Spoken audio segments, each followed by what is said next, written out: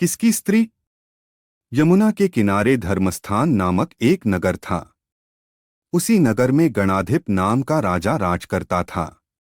उसी में केशव नाम का एक ब्राह्मण भी रहता था। ब्राह्मण यमुना के तीर पर जप तप किया करता था। उसके एक लड़की थी जिसका नाम मालती था। वह बड़ी रूपवती थी। जब वह ब्याह के योग्य हुई तो उसके माता पिता और भाई को चिंता हुई।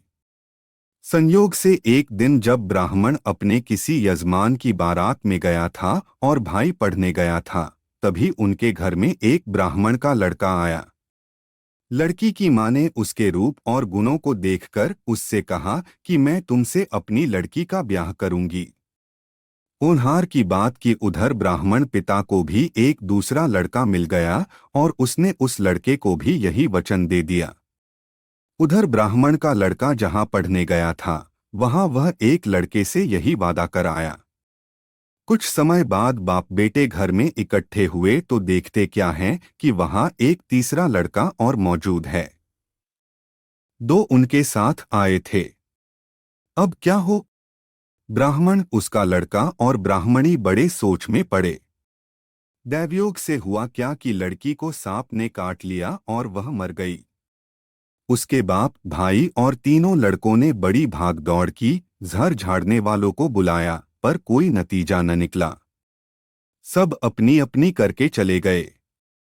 दुखी होकर वे उस लड़की को श्मशान में ले गए और क्रियाकर्म कर आए। तीनों लड़कों में से एक ने तो उसकी हड्डियां चुन लीं और फकीर बनकर जंगल में चला गया। दूसरे ने राख की गठरी बांधी और वहीं झोपड़ी डालकर रहने लगा। तीसरा योगी होकर देश देश घूमने लगा।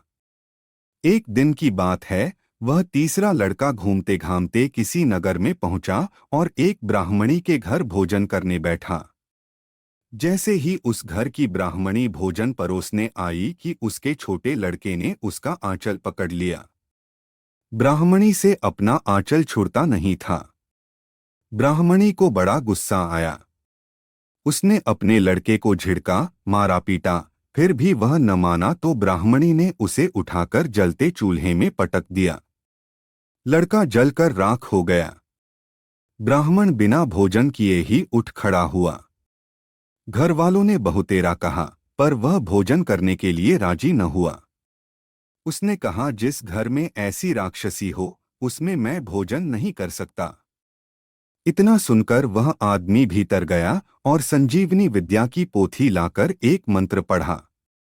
जलकर राख हो चुका लड़का फिर से जीवित हो गया। यह देखकर ब्राह्मण सोचने लगा कि अगर यह पोथी मेरे हाथ पड़ जाए तो मैं भी उस लड़की को फिर से जिला सकता हूँ। इसके बाद उसने भोजन किया और वहीं ठहर गया। जब रात को सब खा पी कर सो गए तो वह ब्राह्मण चुपचाप वह पोथी लेकर चल दिया।